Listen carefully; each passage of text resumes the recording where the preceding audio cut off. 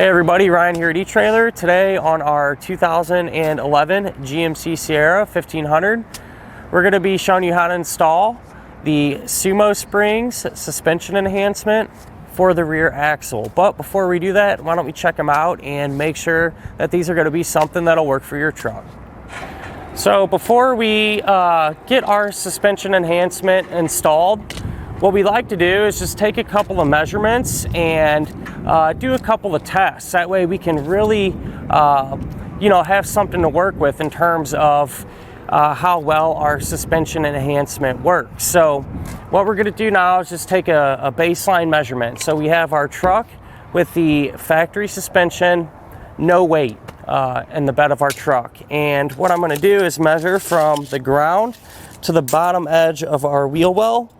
And with it like this, it's going to be setting right at 37.5 inches. We're also going to take that same measurement here at the front, and from the ground to that bottom edge, that's going to be right at 35.5 inches. So with that said, what we're going to do now is put some weight in the bed of the truck and see what happens.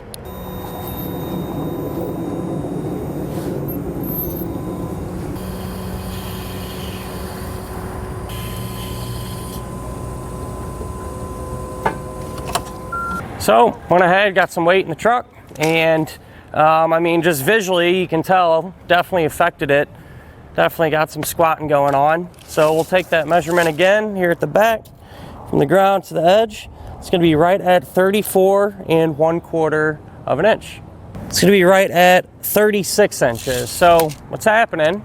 Back of the truck squatting, front of the truck's getting raised up a little bit, and it's really going to affect quite a few things. I'm sure a lot of you have felt this before. You know, what's happening, especially in the back, is your suspension is working really hard, more or less, to try to maintain things, and so you're going to lose a lot of that travel. If you do this a lot, you can prematurely wear out those suspension components. Here in the front, your drivability is going to be affected in terms of steering, in terms of braking. You know, it can start to kind of wear your tires funny because the suspension is no longer in the correct alignment, and so really just your overall performance is going to be affected. So hopefully, putting a suspension enhancement on here is really going to help correct those issues. With that said, though, talking about it and taking some measurements are one thing. What really matters is how it's going to feel whenever you're driving it. So why don't we go ahead, hop in the truck, we'll run through our test course and see how it does. So here in the truck, just sitting in it, I can feel it, front's raised up a little bit. Definitely not the preferred method of driving, at least for me. I'd assume for a lot of you guys as well. But what we're going to do here first is hit some bumps. And what I like to do is hit a few of them and really try to get some, some of that shock and stuff going through our chassis, going through our suspension. And over the first few, it kind of is what it is. It definitely feels like it's struggling a little bit. It really sloppy, I guess, is the best way that I can put it. You feel that bump and it's hard. That suspension doesn't have much travel going on with it. The front end, you go over the bumps and it just feels kind of loose. I feel like there's definitely some room for improvement here. It's sloppy. That's the best way I can put it. You hit the bump and we're kind of floating around and stuff. So hopefully the suspension enhancement will improve this. And, granted, with that said too, even though this is a half-ton truck, these are still pretty capable machines. And this isn't a ton of weight. I feel like this could definitely handle some more. So, imagine if we had double the weight or had a super heavy trailer, those effects are definitely going to be amplified. So what we're going to do now is some evasive maneuvering here, and this is where I usually see a lot of change. And honestly, I feel like this is most real world. How often are you going to hit 20 bumps in a row? But that said, yeah, it's pretty bad. I'm not even really going that fast. And when I start cutting this wheel, we're getting a lot of body roll. And, you know, it really takes a lot to kind of correct everything. And like I said, I'm not going but 8-9 mile an hour.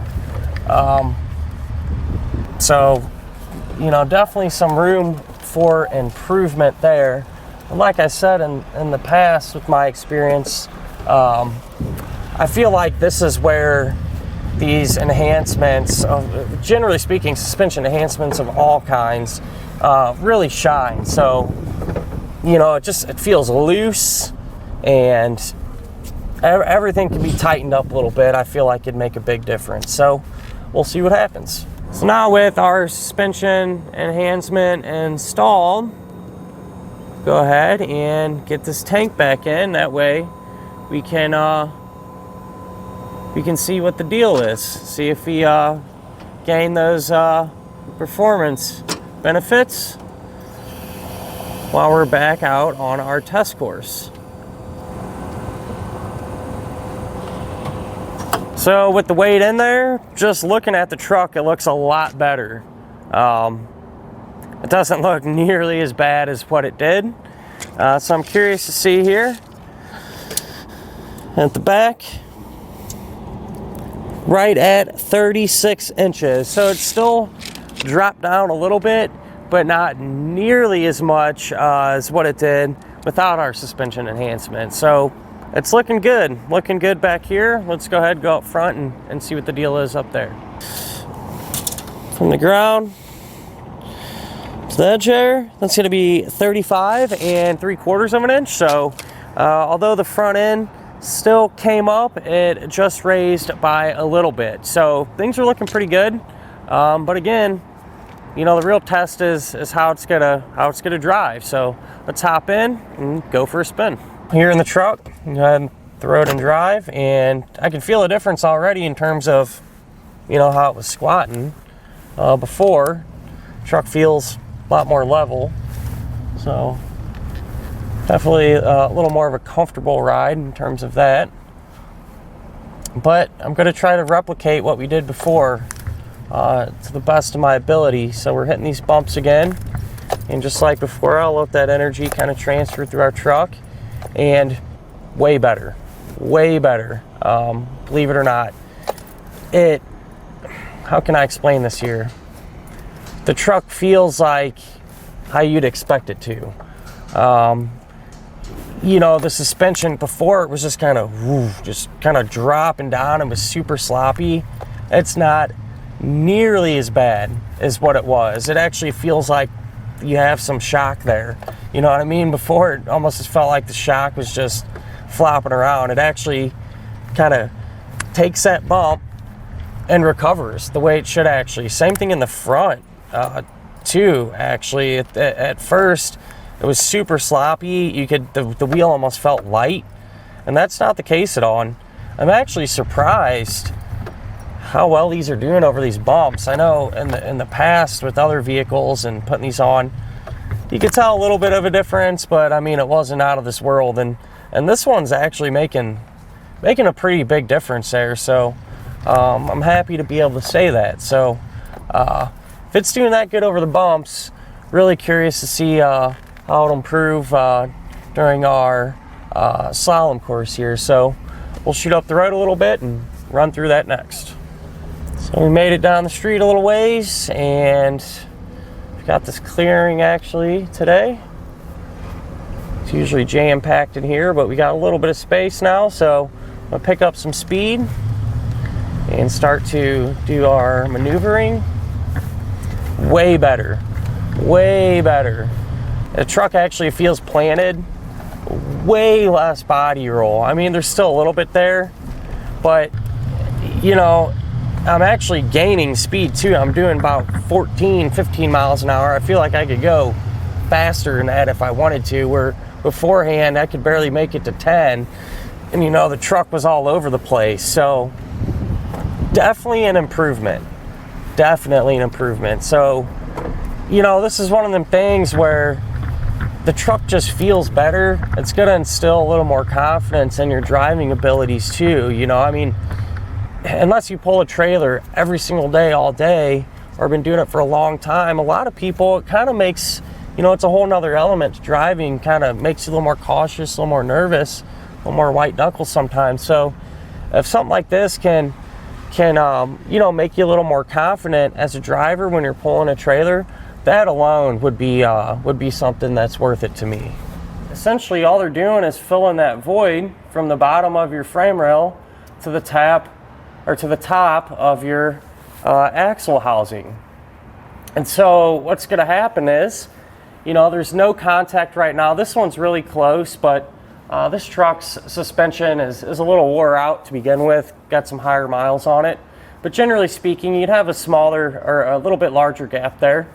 So what's going to happen is, whenever you put that weight back here or hook up to your heavy trailer or whatever, this is going to make contact with your axle tube and provide that support, as opposed to your factory jounce bumper. So this is the factory one. And obviously, you know, you have a significant gap there. And these really aren't even designed to help, you know, provide any additional support or anything. Essentially, all these are doing is preventing your truck from bottoming out. And so these really do go a long way in terms of providing that support. They are, I guess you could call them progressive. And so what that means, let's just say if you had, I don't know, maybe threw a heavy four-wheeler or something like that in the bed of your truck, enough to make contact, but not enough to really, you know, start to stress out your suspension. What's going to happen is these are just going to provide the actual support that you need. On the same note, since they're progressive, you know, if you had something really, really heavy back there, they're going to get a little bit stiffer and provide more support. So, and all what that's going to do is just, you know, it's going to make your ride a little bit better. You're not going to have something rock solid back here whenever you have a light load and bouncing you all over the place. So definitely a benefit there. Something that's pretty similar to these is what's called timbrins. They work the same way, essentially, but with the Sumo Springs, one thing that I've noticed just in the past or my experience is they're a little more forgiving, if that makes sense. So I usually feel like the ride is a little bit softer. But at the end of the day, it's just really going to depend on what you're doing. If you really only plan on hauling super heavy stuff, you know, those timbrins might be a better option for you. These Sumo Springs, you know, I generally recommend these too for those of you that use in-bed campers. Like I said, they're a little more forgiving. There's several different weight capacities as well, so you know you don't need something that's extreme supportive, you know, that provides a ton of support, and that's where these kind of come into play. And matter of fact, I just grabbed them. So you have a few different styles of them here. So these ones are the 1,500 pound capacity springs, and keep in mind that's just what they can handle. These aren't going to increase your truck's load carrying capacity. But we have these other two as well. They work the same, but they have different weight ratings. So think about that, you know, whenever you're making a decision on which ones you want, how you're going to be using the truck and what you're going to be towing or hauling and things of that nature. With that said, you know, we get a lot of questions, people wondering, you know, are these going to work with my truck? And so we have a fit guide. Make sure to use that, and that's going to indicate to you whether these will work or not. So these will even work with some older model trucks. They give you some different hardware that you can use to kind of make them work. So generally speaking, you know, these will work with a lot of different things, and even you know, the small details too. So let's say if you have a two-wheel drive or a four-wheel drive, I believe it doesn't matter with these, but better safe than sorry. Make sure you actually enter in that correct information. That way you get what you need the first time, and you know, you're not going to be bummed out once, you know, these parts come to your house and you go, man, they ain't going to work. You know, no one wants to deal with that. So pay attention to that. Make sure you get what you need.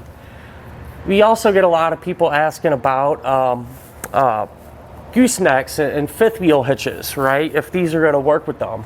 And you know, I can't speak for every single gooseneck or fifth wheel hitch, but the way these are in the truck, I don't see any reason why they shouldn't work. You know, because essentially, you know, your factory jounce bumper's there, right? It's not really changing anything. It's not getting bolted up to the side of your frame or anything like that, where generally a fifth wheel or a gooseneck would work. So should be in pretty good shape there. I do want to compare these to another popular suspension enhancement, and that would be an airbag. Okay, so with airbags, these are going to work pretty similar. You know, they're going to go and place your jounce bumper, and there's usually some bracketry that you can run on your axle housing and your frame rail. And again, these are going to fill that void. The thing is, with airbags, you're going to get a lot more adjustability. Okay, so generally speaking, you know, your common type bag, you're going to have 5 pounds of air all the way up to like 100. Some of them go to 150. You know, usually you find yourself in that 40 to 60 pound range. But the thing is with airbags, you know, they require some maintenance. Okay, so usually you have a minimum of 5 psi that you got to keep in the bags, and if you ignore that, you can damage your bag and then create an unsafe situation. So it's something you got to think about there. You know, with an airbag too, it uses air lines and stuff, and eventually you're going to have a leak. I mean, it just happens, right? Over a few years down the road, stuff happens, and so that's something that you have to think about as well. You know, the trade-off with that though is that adjustability that we talked about. So it really opens up your opportunities. You know, if you have a light load, you can put in 10 pounds there. If you got something super heavy, you can crank it up and really find that sweet spot. Like what we talked about with these being progressive, you know, at least gets you close, and they kind of self-adjust, you know. But with that said, these are going to be maintenance free. That's one of the reasons that I really like them. Once you put these things on here, you're done. You don't have to think about them anymore. And so that's definitely a bonus. You know, if you're someone that does occasional towing, pulls one trailer, great option for you. On this other, you know, on a different note, if maybe you're using your truck for work and you're constantly pulling different trailers, different loads, things of that nature, you know, an airbag with a little more adjustability might just be a better choice for you. So when it comes to suspension enhancement, you know, it's really just going to boil down to what you're using your truck for and what type of performance benefits you're looking to gain. I do notice with these, when your truck's unloaded, you're really not going to notice they're there. From my experience, people do have a couple complaints. You know, if you hit a big bump or something, it's usually going to be a little rougher. But even without them there, if you hit a bump that big, you're going to feel it anyway, right? I mean, it's just kind of what it is. And with airbags too, I've noticed, some people might disagree with this. This is just my opinion. I've noticed unloaded with airbags, even at the minimum pressure, it makes the truck stiff. All right, it makes the ride stiff. So, you know, especially when you go to hit a bump or something like that, you can really feel, you know, that energy transfer up into the driver's seat, and you can feel it. Some people say they don't notice them at all, but that's just my opinion. So, you know, suspension enhancement, you know, there's a lot of different choices. You want to make sure to get the one that's going to best suit your particular needs. Something I do want to mention is lift kits. You know, a lot of these trucks out on the road, a lot of people like to lift them up, put the bigger tires on them and all that cool stuff. If your truck has a lift kit that causes the gap to be larger from your frame rail to the axle housing, you may need to use a spacer block to kind of stack up on top of this and fill that void. Obviously, if your frame rail's way up here and you put the Sumo Spring on and it's 3, 4, 5 inches away, it's not going to do much good, right? So, you know, think about that accordingly.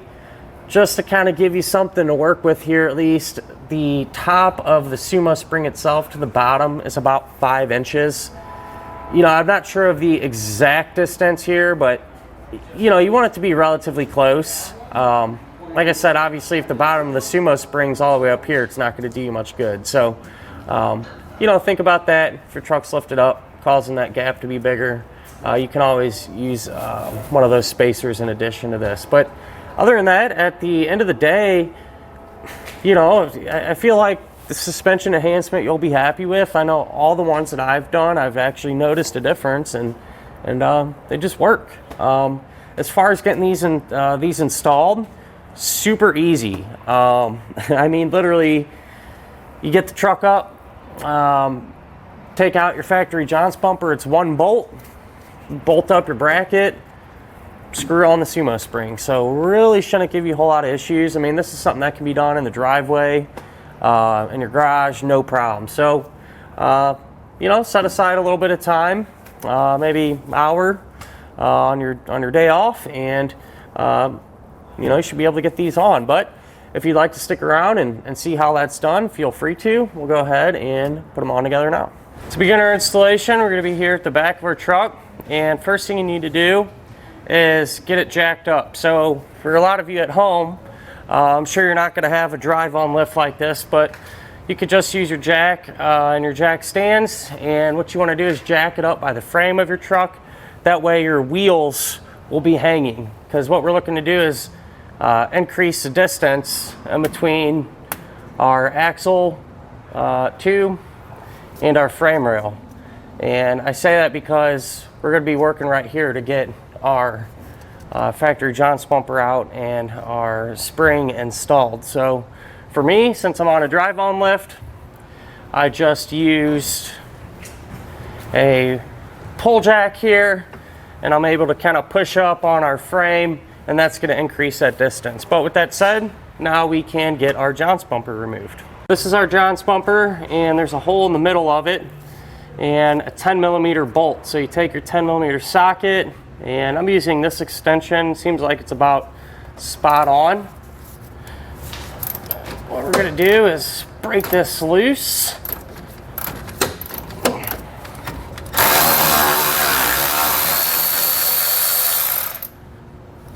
So there's the bolt that was holding it in, and we just grab our John's bumper and pull it out. Repeat the same thing on the other side. And matter of fact, from this point on, anything we do to this side, we're also going to do to the other side of our truck, because it'll be set up the same way. Take this plate. If yours is attached to the Sumo Spring right out of the box, use this unthread. You're going to take this here bolt, put that through like so. And then you're going to take this stack of washers. I think I'm using 2. Let's see how many I'm using here. 2, 4, 6. I have 7 of them, and the reason for that is to kind of fill this gap in here. So you're going to take those, put them over it. Take some of the blue Loctite, put a little bit on the threads there.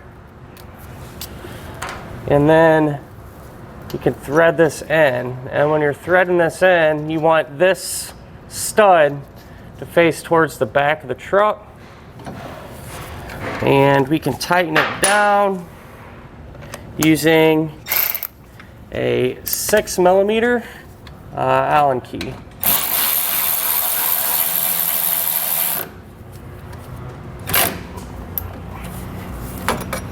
Try to get it put straight like that.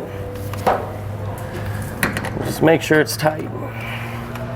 Now you can grab the spring and your Loctite, put some of that Loctite in the threads there, or you can put it right on the stud, whatever. And this is just simply just going to thread on to that stud. So get that threaded on. Tighten it down. And that'll finish up our look at and our installation of the Sumo Spring suspension enhancement for the rear axle on our 2011 GMC Sierra 1500.